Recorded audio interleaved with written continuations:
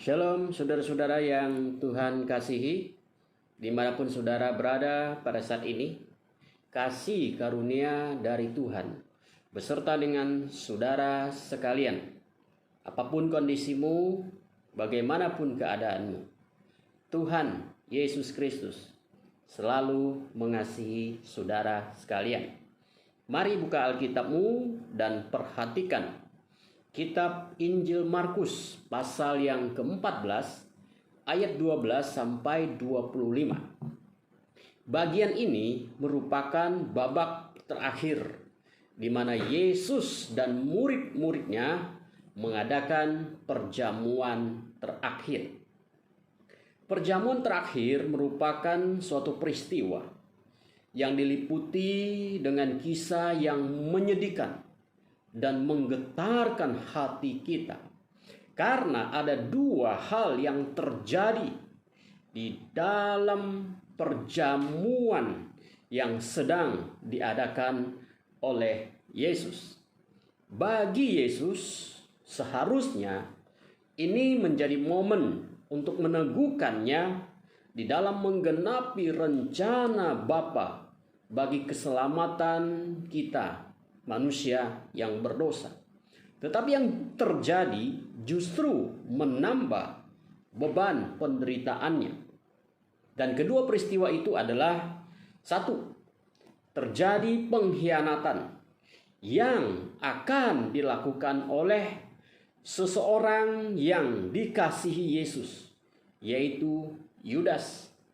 Yudas sedang merencanakan suatu kerjasama dengan imam-imam kepala untuk menjual Yesus. Pengkhianatan ini terjadi di belakang Yesus. Murid-murid yang lain tidak tahu akan rencana busuk daripada si Yudas. Namun Yesus tahu.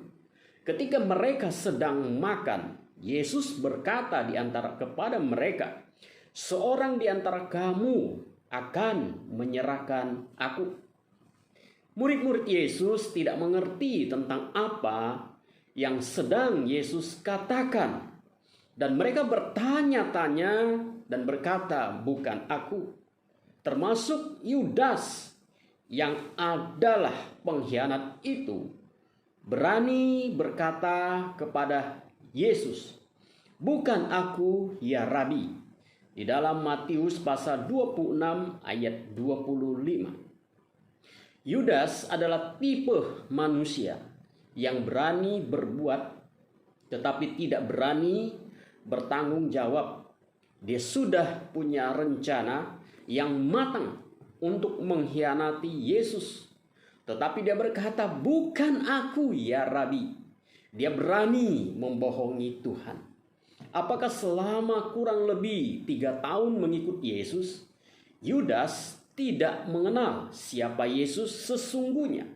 Apakah Yudas tidak tahu bahwa Yesus sebenarnya sudah tahu segala perbuatan dan pengkhianatannya? Tetapi mengapa dia berani berkata, "Bukan aku ya Rabi," di hadapan Yesus yang sudah tahu rencana busuknya? Yudas sudah dipercaya oleh Yesus, tapi dia justru mengkhianati Yesus. Ini tentu menjadi pukulan yang teramat berat bagi seorang guru yang bernama Yesus pada waktu itu. Seorang murid yang dia kasihi di belakangnya sudah melakukan pengkhianatan untuk menjual Yesus. Tempatkan posisi kita pada Yesus, akan seperti apa perasaan kita? Yang kedua, bukan hanya ada pengkhianatan, tetapi ternyata ada pertengkaran di antara murid-murid Yesus mengenai siapa yang terbesar di antara mereka. Di dalam Lukas pasal 22 ayat 24 sampai 27. Dari sudut pandang kita, murid-murid Yesus benar-benar sudah keterlaluan, karena di tengah-tengah suasana hati Yesus yang tidak menentu dan gentar karena sebentar lagi akan menghadapi penderitaan yang amat mengerikan, murid-muridnya malah bertengkar tentang siapa yang terbesar di antara mereka. Sebentar lagi guru mereka akan mati di kayu salib. Tetapi murid-murid malah memikirkan masalah posisi dan kedudukan. Bukankah mereka sudah mengenal Yesus kurang lebih 3 tahun mengikut Yesus? Apakah mereka belum juga mengerti tentang misi yang Yesus lakukan? Bukankah jauh-jauh hari Yesus juga sudah berkata kepada mereka bahwa ia datang untuk menderita dan ia akan sengsara di atas kayu salib untuk menggenapi kehendak Bapanya. Dan di saat-saat terakhir mereka makan bersama sebelum Yesus menderita. Murid-murid saling bertengkar. Siapa yang terbesar di antara mereka? Saudara, ini adalah satu kesedihan yang dalam jikalau kita ada di posisi Yesus Kristus. Perjamuan terakhir yang seharusnya diiringi dengan suasana sukacita yang berlimpah, karena itu adalah kesempatan Yesus makan bersama dengan murid-muridnya untuk terakhir kalinya. Tetapi yang terjadi justru sebaliknya, pengkhianatan dan pertengkaran. Namun luar biasanya adalah Tuhan Yesus tetap mengadakan perjamuan ini dengan para murid yang tidak mengerti bahwa sebentar lagi sang guru akan ditangkap, dianiaya, diadili, dan dihukum di atas kayu salib. Perjamuan kudus terakhir yang diadakan oleh Yesus ini adalah perjamuan untuk merayakan Paskah. Bagi orang Israel, merayakan Paskah adalah suatu kewajiban, dan Yesus tentu sering merayakan Paskah.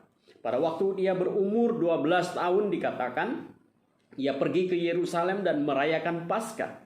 Dalam Lukas pasal 2 ayat 41, Yohanes 2 ayat 13. Namun sangat luar biasa adalah bahwa pada perayaan Paskah ini, Yesus menjadi domba Paskah yang dikorbankan untuk menebus dosa manusia. Paskah adalah perayaan untuk memperingati bagaimana Tuhan melepaskan mereka dari malaikat maut yang tercatat di dalam Keluaran pasal 12. Pada saat itu, Tuhan memerintahkan orang Israel untuk menyembelih seekor domba, seekor anak domba, dan darahnya dioleskan pada pintu rumah orang-orang Israel. Setiap rumah yang sudah ada tanda darah, maka malaikat maut akan lewat dan tidak akan membunuh anak-anak sulung dari keluarga Israel. Keluaran pasal 12 ayat 12. Karena apa? Karena darah anak domba itu melindungi keluarga yang ada di dalam rumah orang Israel. Nah, di dalam perayaan Paskah ini, Yesus sendirilah yang menjadi domba Paskahnya. Kalau di dalam perjanjian lama kita tahu bahwa domba, binatang domba itu menjadi korban. Tetapi pada peristiwa kematian Yesus Kristus adalah anak domba yang menjadi domba Paskah yang akan dikorbankan. Nah, saudara-saudara, mari kita perhatikan teks Alkitab yang ada di dalam Markus pasal 14 ayat 22 sampai 24. Ayat 22 berkata, dan ketika Yesus dan murid-muridnya sedang makan, Yesus mengambil roti, mengucap berkat, memecah-mecahkannya, lalu memberikannya kepada mereka dan berkata, ambillah, inilah tubuhku. Yesus mengambil roti di tangannya sebagai simbol kematiannya adalah suatu kesukarelaan. Dia mati tanpa dipaksa, tetapi dia mati dengan rela hati. Hidupnya ada di tangannya karena dia adalah Tuhan. Tidak ada yang bisa mengambil nyawanya kecuali dia sendiri yang memberikan nyawanya dengan sukarela. Yang kedua, Yesus mengucap berkat sebagai suatu sikap penyerahan kepada Bapa. Sekalipun ia tahu bahwa sebentar lagi ia akan disalibkan, ia tetap mengucap syukur kepada Bapa. Yang ketiga, Yesus mengambil roti dan memecah-mecahkannya sebagai lambang bahwa tubuhnya dihancurkan sebagai korban penghapus dosa. Yang keempat, Yesus memberikan kepada murid-muridnya dan berkata, "Ambillah, makanlah. Inilah tubuhku." Berarti saudara, seseorang harus menerima Kristus dalam hidupnya agar dia mendapatkan hidup yang kekal. Roti itu diberikan, ambillah. Dan ketika engkau ambil, engkau akan diselamatkan. Ketika engkau percaya kepada Yesus, menerima Yesus Kristus, engkau akan diselamatkan. Yohanes 6 ayat 50 sampai 51. Ayat 23 dan 24. Sesudah itu, ia mengambil cawan, mengucap syukur, lalu memberikannya kepada mereka, dan mereka semuanya minum dari cawan itu. Dan ia berkata kepada mereka, "Inilah darahku, darah perjanjian yang ditumpahkan bagi banyak orang." Di dalam Injil Lukas 22 ayat 20 mengatakan, "Cawan ini adalah perjanjian baru oleh darahku yang ditumpahkan bagi kamu." Saudara, mari kita perhatikan bagian ini. Yang Yesus berkata, "Inilah darahku, darah perjanjian baru yang ditumpahkan bagi banyak orang." Yesus menyebut anggur itu sebagai simbol darahnya yang tercurah untuk pengampunan dosa. Efesus pasal 1 ayat 7 berkata adalah, "Sebab di dalam Dia dan oleh darahnya kita beroleh penebusan dosa." Di dalam ibadah perjanjian lama, anak domba merupakan binatang yang dikorbankan untuk menghapus dosa manusia. Keluaran 24 ayat 8. Ketika Yesus datang ke dalam dunia, Yohanes Pembaptis berseru, "Lihatlah anak domba Allah yang menghapus dosa dunia." Yohanes 1 ayat 29 dan ayat 36. Istilah anak domba Allah menunjuk kepada Yesus Kristus sebagai korban yang menggantikan kita. Dan di dalam perjanjian lama, setiap orang yang berbuat dosa harus mempersembahkan anak domba untuk menghapus dosanya. Sebagai pengampunannya, dia harus mengorbankan anak domba. Sebutan domba pertama kali muncul dalam Kejadian pasal 3 ayat 21. Adam dan Hawa yang berdosa, tetapi domba yang dikorbankan dan kulitnya dipakai untuk menutupi ketelanjangan mereka. Nah, ketika mereka berdosa, yang dikorbankan justru domba. Seharusnya mereka yang dihukum karena telah melanggar perintah Tuhan. Tetapi domba yang dikorbankan oleh Tuhan dan kulitnya dipakai untuk melindungi kemaluan mereka. Di dalam seluruh perjanjian lama, konsep pengampunan dosa dengan cara mempersembahkan korban binatang ini terus dikembangkan di dalam perjanjian lama. Setiap pelanggaran atau setiap dosa yang dilakukan oleh orang-orang Israel akan mendatangkan hukuman Tuhan. Tetapi Tuhan memberikan jalan keluar bahwa setiap orang yang telah berbuat dosa harus mempersembahkan korban sebagai sarana pengampunan dosa. Nah, saudara-saudara yang Tuhan kasihi, ketika domba itu dikorbankan sebagai korban persembahan kepada Tuhan, maka terwujudlah yang pertama, pendamaian antara manusia yang berdosa dengan Tuhan. Melalui domba yang dikorbankan itu, murka Allah atas dosa Israel diredam. Tuhan yang murka, tapi ketika manusia mengorbankan domba, maka murka Allah menjadi berhenti.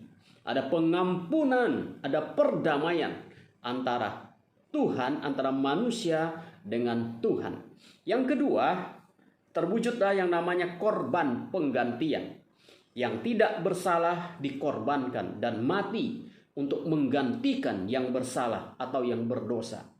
Manusia yang berdosa, tetapi domba yang dikorbankan. Domba menggantikan manusia. Yesus Kristus adalah anak domba Allah yang mati menggantikan saudara dan saya. Yang ketiga adalah penebusan kesalahan. Setiap orang yang berdosa adalah budak dosa. Pada zaman dahulu banyak orang yang dijadikan budak oleh orang lain. Dan untuk membebaskan seorang budak, seseorang harus membayar sejumlah uang untuk melepaskan orang tersebut yang sudah jadi budak. Dan Yesus berkata, inilah darahku, darah perjanjian baru yang ditumpahkan bagi banyak orang. Dalam perjanjian lama, domba yang dikorbankan. Dalam perjanjian baru, Yesus Kristus adalah anak domba yang dikorbankan untuk menebus dosa kita, untuk mendamaikan kita dengan Allah, dan Yesus Kristus menggantikan kita yang berdosa. Yesus adalah korban pengganti yang menggantikan kita yang sebenarnya kita yang seharusnya dikorbankan. Tetapi karena Allah mengasihi kita, maka ada penggantinya, yaitu Yesus Kristus. Saudara-saudara yang Tuhan kasihi, betapa Tuhan mengasihi saudara dan saya.